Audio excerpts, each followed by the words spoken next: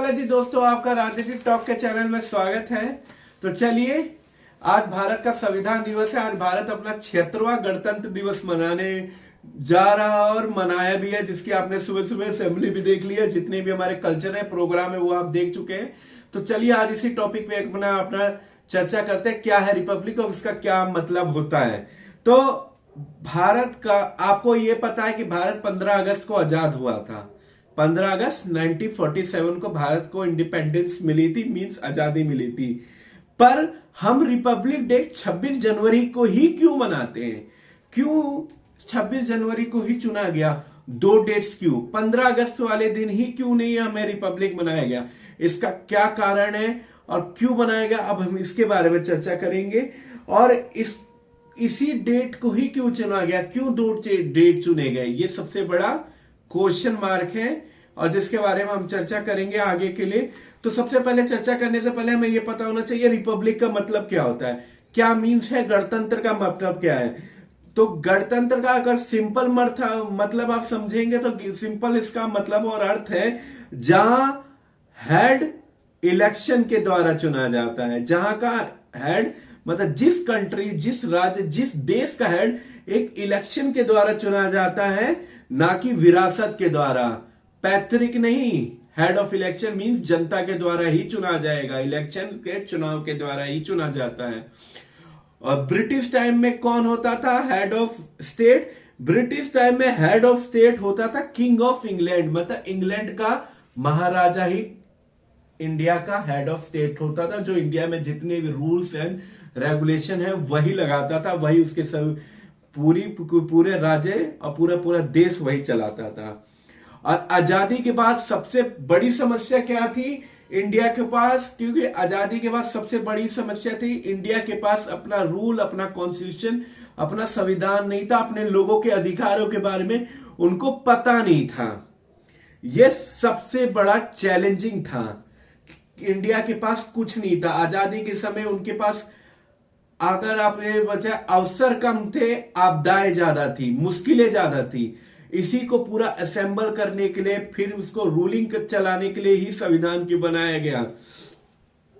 अब 26 जनवरी को ही क्यों चुना गया, इसके बारे में अगर हम चर्चा करें तो 26 जनवरी ही डेट क्यों चुनी गई? तो 26 जनवरी की डेट इसलिए चुनी गई क्योंकि 26 जनवरी 1930 मतलब 26 जनवरी 1930 में इंडियन नेशनल कांग्रेस के द्वारा लाहौर अधिवेशन में पहली बार तिरंगा फहराया गया था। भारत का आजादी के समय कहीं भी क्वेश्चन आया कि सबसे पहला तिरंगा कहां पर फहराया गया था, तो इंडियन नेशनल कांग्रेस की एक सभा हो रही थी, उसमें भारत का पहला तिरंगा फहराया गया था, जिसमें मांग की गई थी पूर्ण स्वराज की।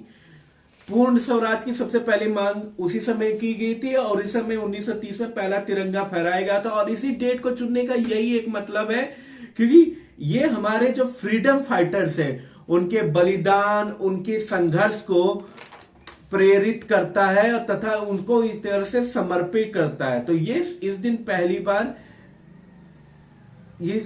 बार हमने आर्थक प्रयास किए थे और अपना एक तिरंगा फहराया था, अपना पूर्ण स्वराज होने की मांग करी थी। तो ये हमारे फ्रीडम फाइटर्स को समर्पण के लिए ही ये काम किया गया था। और ब्रिटिश रूल को ओपनली चैलेंज किया गया था कि भाई अब तो तुम जाओ, अब रूल और रेगुलेशन सिर्फ इंडिया का चलेगा और इंडिया के लोगों को चलेगा, तुम्हारा नहीं। तो इसीलिए इस डेट को चुना गया। ब्रिटिश को बोला कि भाई तुम्हारा कोई अधिकार नहीं है अब इंडिया पे अधिकार सिर्फ इंडियंस का है, भारतीय का है। तो इसीलिए इस डेट को लोगों को चुना गया हमारे फ्रीडम फाइटर्स के लिए। अब कॉन्स्टिट्यूशन बनने की कहानी क्या है, कॉन्स्टिट्यूशन कैसे बना और उसकी कहानी क्या? अगर इसकी कहानी जाने तो संविधान सभा की पहली असेंबली कब हुई थी, बैठक कब हुई थी? 1946 में। 1946 में संविधान सभा की पहली बैठक हुई थी, इसकी पहली असेंबली उसी समय बुलाई गई थी। और ड्राफ्टिंग कमेटी के हेड कौन थे? ड्राफ्टिंग कमेटी के हेड थे doctor BR Ambedkar, means Bhimrao Ambedkar, जिनका पूरा नाम था। वही उनके अध्यक्ष थे संविधान सभा के। और इसमें टाइम कितना लगा? तो टाइम इसमें लगा 2 साल 11 महीने और 18 दिन। और अगर इसमें अगर पूछा जाए तो इसमें आर्टिकल्स कितने हैं, तो इसमें आर्टिकल्स है टोटल 395, 395 अनुच्छेद है, जिसके बारे में पूरी तरीके से लिखा गया है फुल डिटेलिंग के साथ। और ये विश्व का सबसे लंबा संविधान है। अब सबसे बड़ा क्वेश्चन है कि संविधान लिखा किसने। कई लोगों का क्वेश्चन है कि अगर कोई पूछ ले कि संविधान लिखा किसने, तो सबका मोस्टली यही जवाब होगा डॉक्टर बी आर अम्बेडकर ने। जी नहीं, डॉक्टर बी आर अम्बेडकर संविधान सभा के अध्यक्ष थे। उन्होंने विचार दिए तथा रूलिंग किया तथा कई सारे लोग बैठक थे, असेंबल किया, पर उसको राइटिंग किसने करी, क्योंकि एक लिखित संविधान है, उसको लिखा किसने। तो संविधान को लिखा किसने, तो संविधान को लिखा श्री प्रेम बिहारी नारायण रायजादा। श्री प्रेम बिहारी नारायण रायजादा ने एटलिक विषय के रूप में अपने संविधान पूरी तरह से फुल डिटेलिंग में लिखी। तो श्री प्रेम बिहारी नारायण रायजादा ने संविधान लिखा है। अध्यक्ष बी आर अम्बेडकर थे और संविधान लिखा था श्री प्रेम बिहारी नारायण रायजादा ने। मैं 3 बार रिपीट कर दिया है। तो ये हमारा सबसे बड़ा संविधान और लिखित संविधान इसी के द्वारा हुआ। अब ये बताइए कि इसके आजादी के बाद संविधान जब बना तो उसके पहले अध्यक्ष कौन थे, मींस राष्ट्रपति कौन थे। तो संविधान के सबसे प्रथम राष्ट्रपति थे डॉक्टर राजेंद्र प्रसाद, जो भारत के प्रथम राष्ट्रपति थे। और गवर्नर जनरल के सिस्टम खत्म होने के बाद पूर्ण संविधान के पूरे तरीके से आधिकारिक रूप से हेड ऑफ इलेक्ट वही थे। और इंडिया बना पूरा अपना डेमोक्रेटिक रिपब्लिक और पूरा संप्रभु राज्य बना हमारा भारत, जिसमें सुप्रीम कोर्ट और तथा फंडामेंटल राइट्स दिए गए। ये हमारा सबसे बेसिक नीड था जो हमें दिया गया। हमारे फंडामेंटल राइट हमें संप्रभुता दी गई, हमें अपने अधिकारों के बारे में बताएगा और हमें अधिकारों के हनन के बारे में हम खिलाफ के लिए हम सुप्रीम कोर्ट भी जा सकते हैं। इसके बारे में सारी जानकारी सिवाय हमारी संविधान की डिटेलिंग में दी गई है।